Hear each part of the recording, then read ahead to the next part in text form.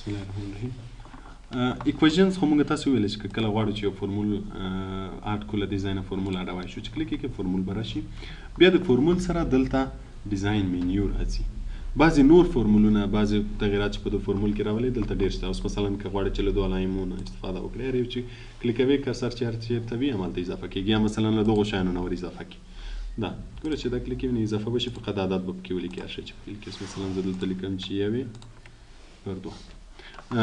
دا هم سکرپټس دي که غواړئ چې له دونه استفاده وکړئ. وینې دا مختلف فورمولز دي په ریاضي او فزیک کې چې موږ تاسې لرو. نو که چېرته هم بیا غوښتل له دغو ځایو نه راوستی شو. وینې دا ټول دي بریکټس قوسونه کوم پکار فنکشن ساین کوساین دا ټول فورمولونه دي. نو کوم بیا هر یو پکارېدو له دې ځای نه به یې ور اچوي. له دې ځای نه چې دا ګوره ډېر ساده یو څو نمونې دي پکې. که غواړئ چې ور واچوئ کلیک نور تغیرات بیا ډیزاین منیو کې بیا له دې ځای نه پکې راولئ. دلته بعضې نور ایکویشنز هم که بیرته هماغه اول والا ور اچوئ دلته یې ور اچوی شئ. که کوم یو خپله غواړئ چې رسم کوئ هر چېرته چې م کرسر ایښی وي کولی شئ. اوس ګوره دلته د انک ایکویشن چې کلیک کړي دلته به داسې یو باکس خلاص شي. په دې ځای کې به یې رسموئ. مثلا زه د جزر علامه غواړم. ګوره داسې یو علامه رسم کوم. که چېرته دې پیدا کوی نه شوه ګوره دلته خپله راشي. نو اوس که زه دا انسرټ کړم د جزر علامه به دلته ور اضافه شي چېرته چې کرسر ایښی و. نو بعضې وخت بعضې علایم که غواړئ چې ور اضافه یې کوئ له دې ځای نه یې ور اضافه کولی شئ. مثلا دا وینې جزر شو مثلا دا ایکس علامه شو. دلته به رسم کوئ دلته به خپله دی درته جوړ کړي. فقط انسرټ به یې کوئ چې چېرته کرسر ایښی و همالته به یې درته وښیي. بل دا فورمولونه څه قسم ښکاره شي پروفیشنل ښکاره شي که لینیر ښکاره شي. لینیر کې ټول په لاین کې درته کوي. دا یو پر دوه چې که نه منځ کې خط وي هغه شیان ترې ختمیږي که چېرته لینیر کلیک شوي. او که پروفیشنل ښکاره شي نو بیا پروفیشنل وي. او که نورمل ټکسټ غوندې ښکاره کوي نورمل ټکسټ غوندې هم ښکاره کولی شي. او دا خو علامې شوې چې له دې ځای نه هر یو هم په کار و راوستی به شوې. نو کوم کله غوښتل چې فورمول اډ کوئ له دې ځای نه به یې اډوئ او کوم نور تغیرات پکې راوستل له ډیزاین منیو نه به تغیرات پکې راولئ.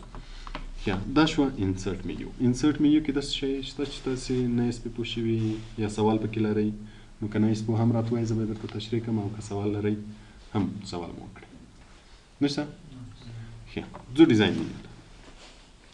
ډیزاین منیو لکه څنګه چې نوم ډیزاین وګوره موږ تاسې انسرټ ویلی وه چې انسرټ معنا اضافه کول.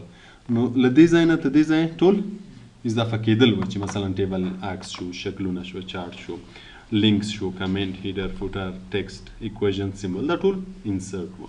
اوس راځو ډیزاین ته. دا بیا که غواړئ چې دا فایل یا مثلا دا راپور چې موږ جوړ کړی یا دا کتاب چې موږ جوړ کړی که غواړئ چې دا ډیزاین کوئ نو بیا به له ډیزاین استفاده کوو. په دې کې ګوره موږ تاسو سره اول تیمز دي. دا تیمز لکه موږ تاسو چې په وینډوز کې تیمز درلودله. یعنی تیمز نه مطلب دا چې که چېرته موږ کوم تیمز انتخابوو د فایل کې چې موږ تاسې هر څو صفحې ولرو ټولې تغیرېږي. تیمز چې ده همیشه ټول فایل تغیرېږي. دا فایل کې چې موږ تاسې هر څو صفحې ولرو که عکسونه پکې ولرو که شکلونه پکې ولرو که چارټ ولرو د ټولو ډیزاین چینجوي. تیمو همیشه په یاد ولرئ چې تیم چې ده ټول ډیزاین بدلوي. نو اوس که مثلا زه کوم تیمز پکې کلیک کوم نو مثلا دا تیمز مې کلیک کوي ګوره د خط سټایل او شکلونه که ولرو بعضې شیان دا شیان ټول پکې بدلېږي. اوس مثلا زه دا کلیک کوم وینې دا اوس که اشکال هم دلته ولرو نو رنګونه به هم بیا دغه رنګ اخلي. مثلا که زه دا کلیک کوم دا رنګ به اخلي که دا کلیک کوم دا رنګ به اخلي. نو تیمز چې ده اوورال ټول ډیزاین بدلوي. بل موږ تاسې دلته هم ډیزاینونه لرو. که غواړئ چې بعضې شیان پکې انتخاب کړي. اوس مثلا زه دا کلیک کوم ګوره دا به ټول ټکسټ چې دا څومره فایل کې هر څومره ولرو د ټولو شیان بدلېږي. یو دوه شکله به هم جوړ کړو نو بهتره به وي.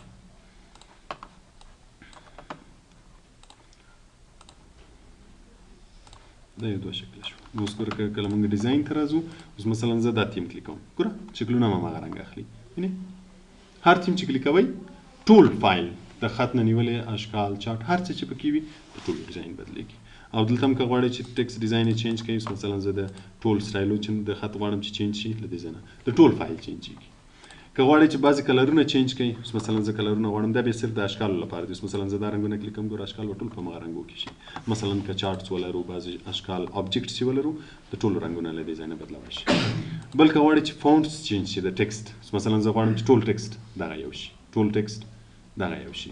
نو اوس ګوره که موږ تاسې له دې ځای نه بدلوو نو ته مجبور یې چې ټول سلیکټ کړې، که په غواړې چې په یو وخت کې ټول بدل شي. نو مثلا که اوس تاسې یو کتاب جوړ کړی چې هغه 100 صفحې وي، 1.5 صفحې وي، ډېر زیات خط پکې وي، نو ته غواړې چې فونټ یې بدل کړې، نو ته مجبور یې ټول سلیکټ کړې، په هغه وخت کې بیا راشي دلته فونټ چینج کړې.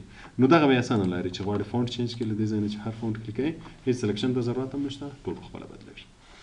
بل پاراګراف سپیسینګ، که غواړې چې پاراګراف فاصلې پکې ور زیاتې کړي د ټول فایل، نو ګوره دلته چې کله زیاتوي فاصلې زیاتېږي که کموي کمیږي، لکه څنګه چې موږ تاسې هوم مینیو کې ویلي وه، خو دلته د ټول فایل چینجېږي. که چېرې موږ تاسې غواړو چې ټول فایل کې تغیرات راشي، له دې ځای نه تغیرات راوستی شو. افیکټس هم بعضې ډیزاین دي، که غواړې چې بعضې تغیرات په شکلو کې راشي نو دا ډیزاینونه انتخابولی شو، خو دا مخصوص اشکال چې ولرو زیاتره اشکال لپاره وي، د خط لپاره نه وي. چې اوس مثلا که زه یو عکس ولرم چې د سلیکټ 3D یا شکل ولرم چې لږ 3D غوندې ډیزاین ولري، یو عکس به هم راولو. نو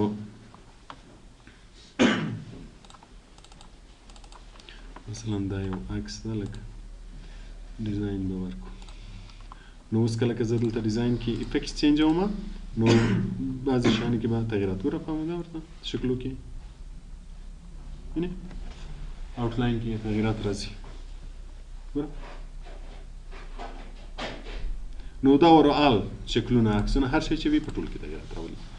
بل سیټ از ډیفالټ، کله چې موږ تاسې دلته یو تیم انتخاب کړو، اوس مثلا تا یو تیم انتخاب کړو، دا تیم انتخاب کړو، فونټ ټکسټ هر څه انتخاب کړو، که غواړې چې دغه همیشه سیف شي د نوي فایلو لپاره، کله چې زه نوی فایل هم بیا خلاصوم په همدې ډیزاین کې وي، نو په هغه صورت کې بیا سیټ از ډیفالټ کلیک کوو. کله چې د دا بټن کلیک کوو بیا چې دلته کوم سټایل یا کوم تیم ته انتخاب کړی، رنګ هر څه د انتخاب کړی، دا د نوي فایلو لپاره هم سیف کېږي. کله چې بیا موږ نوی فایل خلاصوو، مثلا شکل جوړوو، په دې رنګ کې به جوړېږي، خط چې لیکو په دې سټایل کې به لیکل کېږي. نو که غواړئ چې دغه سټایل یا دا ډیزاین چې تاسې د دې فایل لپاره جوړ کړو دا د نوي فایلو لپاره هم وساتئ، نو بیا سیټ از ډیفالټ کلیک کوئ. بل په دې ځای کې موږ تاسو سره بیک ګراوند شته، که غواړئ چې په بیک ګراوند کې خط ولیکل شي یا عکس راشي په بیک ګراوند کې، نو بیا واټر مارک نه استفاده کوو. واټر مارک چې د خیره غوندې راځي، مثلا دلته کلیک کوم، زه غواړم چې کانفیډنشل پکې ولیکل شي، نو چې زه ګوره دا کلیک کوم په بیک ګراوند کې به څه شي ولیکل شي؟ کانفیډنشل. بعضې فایلونه به م لیدلي، بعضې نیټونه او بعضې هغه د دې لپاره چې څوک کاپي ترې وانخلي، نو بیک ګراوند کې واټر مارک اضافه کوي تر څو لږ خیره پکې ښکاره شي. ګوره نو که غواړې چې دا کانفیډنشل ولیکل شي یا مثلا ډو ناټ کاپي پکې ولیکل شي، نو له دغو خطونو که غواړئ چې کلیک کړئ کلیک کړئ. او که چیرته خپل په ځل غواړئ نو بیا کسټم واټر مارک به کلیک کړئ. کسټم واټر مارک کې موږ تاسو سره دوه شیان دي، هم عکس شته او هم خط شته. که چیرته عکس غواړئ، مثلا بعضې خلک د کمپنۍ لوګو پکې اچوي په بیک ګراوند کې تر څو لوګو داسې لږ خیره غوندې ښکاره شي، نو که کله غواړئ چې عکس راشي نو بیا دا کلیک کړئ، له دې ځای نه به عکس ورته کلیک کړئ. که چیرې انټرنیټ نه اخلئ نو انټرنیټ نه به اخیستی شي، او که انټرنیټ نه وي بیا ورک آفلاین. مثلا زه غواړم چې دغه عکس راشي، اوس که چې کوئ اپلای کلیک کړئ، ګوره عکس به هلته راشي، داسې خیره غوندې ده. په ټولو څپو کې راځي، هر څومره څپې چې ولرئ په ټولو کې به راځي. هلته ټیبل ده، د ټیبل په وجه شاید ښکاره نه شي، دا ګوره په ټولو څپو کې راځي. نو که بیا غواړئ چې لږ تغیرات پکې راشي، بیا کسټم ته راشئ. په دې کې اول موږ سره سایز ده، که غواړئ چې سایز یې لږ غټ شي او وړوکی شي نو بیا له دې ځای نه چینجولی شو. په دې کې ګوره موږ سره پرسنټیج ده، نارملي څو فیصده وي؟ 100 چې په خپل اندازه کې ښکاره کړي. که غواړئ چې غټ یې ښکاره کړئ، مثلا زه 200% کلیک کوم، نو سپلای کې ګوره ټوله صفحه یې ونیوله. یا مثلا وړوکی کوئ، او که اټو کلیک کوئ، اټو مین اټومیټیک، چې څومره پیج وي دمغه په اندازه یې دوی وراشي. واش آوټ که 300 کوئ، رنګ یې بیا لږ تیز راځي، او که واش آوټ کلیک کوئ بیا رنګ یې خیره راځي. دا د عکس لپاره شو. د خط لپاره بیا ټکسټ واټر مارک کلیک کوئ، بیا دغه ځای کې چې هر خط ولیکئ همغه راځي. اوس مثلا زه غواړم چې دا شکل کې ولیکل شي،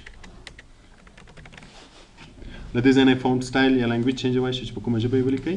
فونټ سټایل یې دا شو، سایز یې دا شو. اوس ګوره که زه اپلای کړم، خط پکې اضافه شو. که فونټ سټایل یې غواړئ چې چینج شي نو فونټ سټایل موږ تاسې دلته لرو. که غواړئ چې سایز یې بیا چینج کړئ، مثلا زه غواړم چې سایز یې لږ زیات یا کم شي، ګوره سایز یې وړ شو، یا مثلا غټوئ سایز دلته زیات کړه، که یې صرف اپلای کړئ دلته به درته ښکاره شي، خط یې زیات شو فونټ سایز. او که اټو کلیک کړئ نورمال، نو بیا اټومیټیک مایکروسافټ ورډ یې خپله اجسټ کوي. رنګ یې له دې ځای نه کولی شي چینج کړي، مثلا زه ورته وایم چې دغه رنګ دې واخلي، همغه رنګ به واخلي. که چېرته دا 300 کړو نو رنګ به یې لږ تیز راشي. او ډیاګونل او هوریزنټل، ډیاګونل یې دا اوس حالت ده چې داسې مایل غوندې ده. که هوریزنټل کلیک کړو نو بیا هغه راځي، افقي راځي هوریزنټل.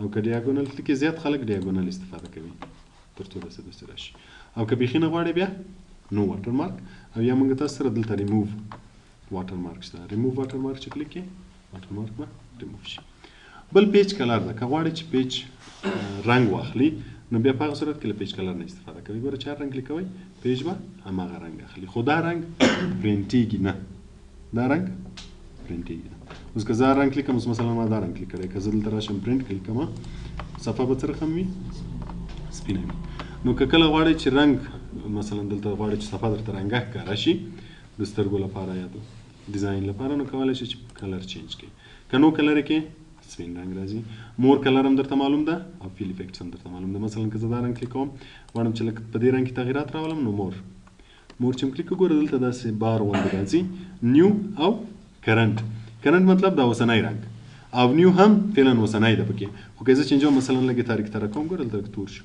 یا لږ لایټ کوم نو چې هر رنګ نیو کې درته ښکاره شو چې اوکې کې بیا به هماغه رنګ اخلي او بل پکې فیل افیکټس دي دلته بیا موږ تاسې مختلف د رنګو ډیزاینونه لرو چې کوه کلر کلیک کوو یو رنګ راځي هر رنګ چې کلیک کوي اوس مثلا زه دا رنګ کلیک کوم له دې ځای نه هم کولی شو چې ډارک راشي که لایټ راشي چې څومره یې لایټ یې سپینېږي به چې څومره یې ډارک یې تورېږي به او دلته بیا ډیزاینونه راځي چې دوه کلر میکس وي ګوره بره همدا رنګ لاندې تور دا ټول ډیزاینز دي بیا هر یو چې انتخابوي او که ټو کلرز کلیک کې بیا دوه رنګ دلته خپله انتخابوي مثلا زه یو سپین رنګ انتخابوم او بل سور رنګ انتخابوم اوس ګوره دا بیا ډیزاینز دي چې بره سپین وي لاندې سور وي بره سور وي لاندې سپین وي دا ټول ډیزاینز دي هر یو چې غواړئ مثلا زه دا یو کلیک کوم اوکې کوم نو پیج به بیا همدا رنګ اخلي او دلته موږ تاسو سره بعضې ټیکسچرز دي ټیکسچر جوړ شوي ډیزاینونه دي که غواړئ چې له دونه استفاده وکړئ کلیک یې کوه اوکې که هماغه راځي دا هم جوړ شوي ډیزاینز دي او که غواړئ چې عکس راشي له دې لارې نه هم عکس راوستلی شئ فقط سلیکټ پکچر ورته ووایاست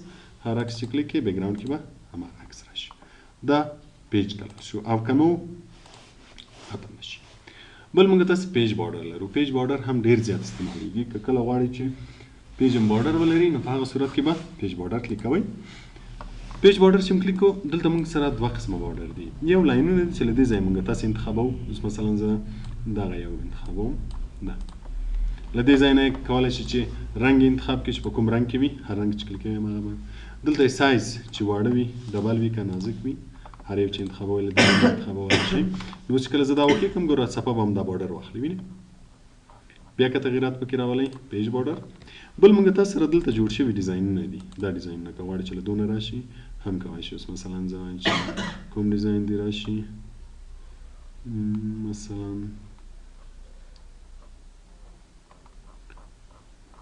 دا یو دې راشي رنګ یې له دې ځای نه انتخابولی شئ سایز یې له دې ځای نه چې څومره ډبل وي چې کله یې اوکې کړئ نو بیا به هماغه بارډر راځي بل که چېرته بارډر ختموئ په هغه صورت کې نن چې کله زه نن کلیک کوم اوکې کومه بارډر به ختم شي باکس که کلیک یې بیرته به راشي شیډو که کلیک یې د سلک سوری به ولري دا بعضې ډیزاینو مربوط راځي بعضې ډیزاینو کې ښه ښکاري بعضو کې چندانې شیډو یې نه ښکاري 3D هم د سلک 3D غوندې ډیزاین به ولري دا یې ډیزاین لري بل کسټم لرو کسټم معنا زمونږ په خواکه که چېرته غواړئ چې مثلا دا یو لاین یو ډیزاین شي بل ډیزاین شي بل ډیزاین شي نو په هغه صورت کې بیا کسټم کلیک کوئ بیا چې کله کسټم کلیک وګوره موږ سره دلته 4 لاینونه راځي چې دغه یې د بره لپاره ده دا یې د لاندې دا یې د دې طرف او دا یې د هغه طرف یعنې 4 واړه هر یو خپله انتخابولی شئ که چېرې موږ تاسې کسټم کلیک نه کړو مثلا باکس کلیک وي چې کله زه دا چینج کړم دلته خپله څه شی انتخابېږي کسټم انتخابېږي ځکه چې ستا د خوښې شو اوس مثلا زه دا لاین یو بل ډیزاین غواړم مثلا دا ډیزاین غواړم او دا لاین یې دا ډیزاین غواړم کسټم باید کلیک هم یې مثلا دې کې دا لاین یې بیرته ایسته کوم دا یو یې غواړم چې دا ترې ایسته کوم دا بیرته کلیک کوو دا هم ایسته کوو دا یې په دې ډیزاین کې کوو دا یې په دې ډیزاین کې کوو رنګونه یې مختلف شوه نو چې کله یې اوکې کې ګوره یو به یو ډیزاین وي بل به بل وي او بل به بل ډیزاین وي نو که کله غواړئ چې بارډر مختلف ډیزاینو کې راشي په هغه صورت کې به بیا کسټم کلیک کوئ او که بارډر نو کوئ اوکې کوئ بارډر به ختم شي پوه شوئ تر دې ځای څوک سوال لري